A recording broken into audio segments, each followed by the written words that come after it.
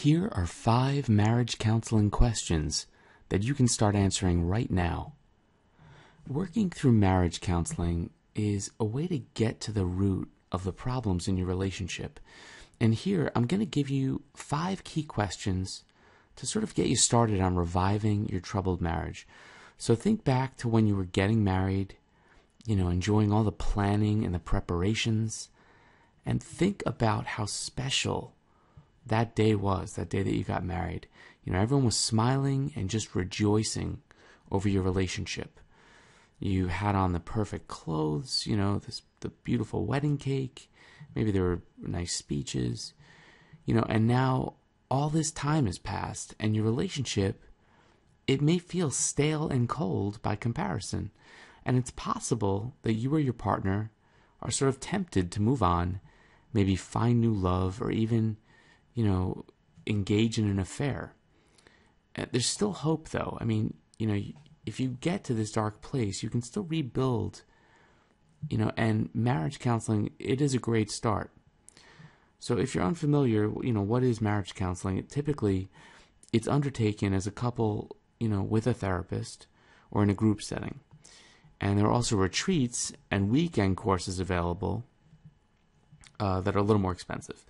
But basically, a therapist or group leader is going to ask you each individually about your past, about your present, your future, your thoughts, your feelings, just on a variety of topics to sort of establish where your marital troubles are stemming from. That's kind of how it all starts out in most cases. The problem with those settings is when your partner won't even attend the sessions. You also need to set aside a regular appointment time in your week or weekend to sort of dedicate to these sessions.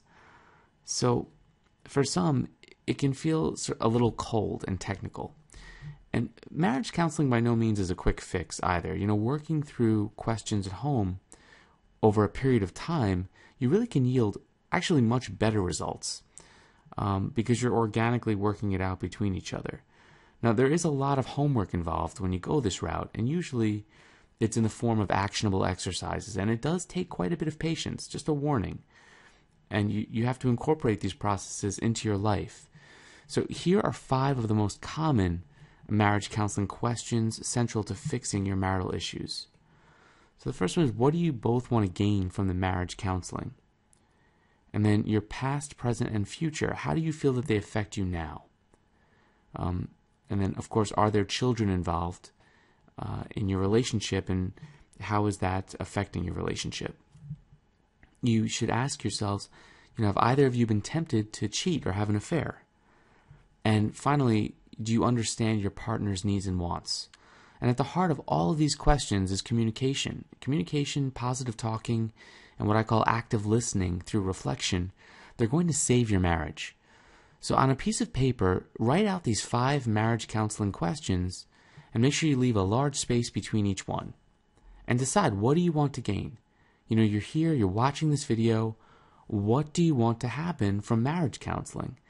If you or your partner have trouble staying faithful, have anger management issues, physical, mental illness, or, maybe one of you has a substance abuse issue, then these would be key things to target and address in therapy.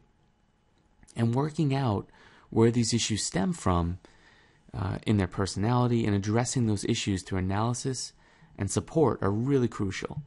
So if fundamentally the issues relate to being annoyed with each other over this buildup of tensions that are really quite natural in any marriage, or maybe not sharing the same dream anymore, not sharing that same vision of your future, that could be your focus of your session. And, what do you want to gain that's unique to both of you?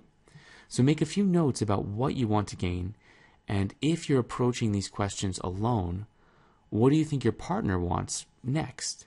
And be honest with yourself, be as honest as possible. And then you need to really mull over the past, the present, and the future, and figure out, how do they affect you right now? Nature and nurture are the 2 factors which form who we are and what we're destined to be like.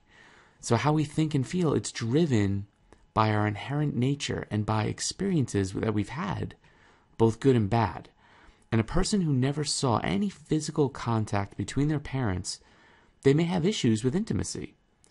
An adult whose parents are divorced, that's going to have an impact on their emotional development. And even a child raised in what is outwardly perceived to be a happy and stable home, they're going to have some issues, and these affect the now. So thinking of the future, all the plans you made when you first met, how are they going? What's changed for the better or for the worse? Do you feel like you've moved forward? Make some notes about the past, present, and future, and make them for you and your partner, and it's going to help you really understand each other more. And then, of course, if you have children, when children are involved, it gets a lot more complicated. You need to consider their welfare, and you need to think about how life has changed after having children and as they've grown. And is there a particular age or phase that you or your partner feel troubled about? Is this a factor for you? Have you been able to have children at all? And has this caused a massive amount of friction in the relationship? For couples with children, it's easy for life to revolve around your kids' busy schedules. And what could you change about your week to allow more time for each other, or to get some alone time, sort of as an outlet for the stress of life? Cheating. Have either of you cheated, or do you suspect that, your partner is having an affair or has had one? And trust is such a key marital foundation, and it's easily damaged and hard to rebuild. And if you're at a breaking point with a situation, it's often easier to run away than to stay and face things. That lure into the excitement of those early relationship moments, they can be too hard to refuse for some people. And if there have been cheating issues or temptation, you need to get back to basics and build up again.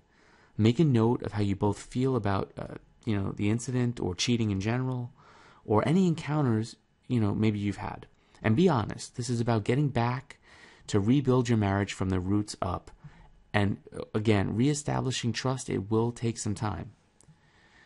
You need to consider your partner's needs and wants at this time.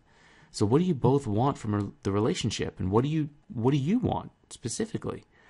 And what do you need? If you're answering this on your own, try to put yourself in your partner's shoes. What would you like to happen now in your relationship?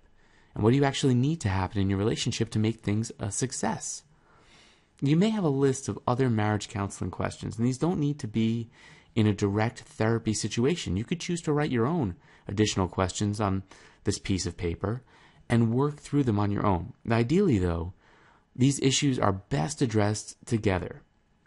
So reading this, watching this video and acting on the information contained here, it's a positive step in strengthening your marriage forever. And I want you to take the next important step and watch my free video at mindyourmarriage.com right now. And really, this is just the tip of the iceberg. I want you to watch this video and learn how to restore your marriage and rekindle that romance really in minutes. So check it out right now, mindyourmarriage.com. I'll see you there. Take care.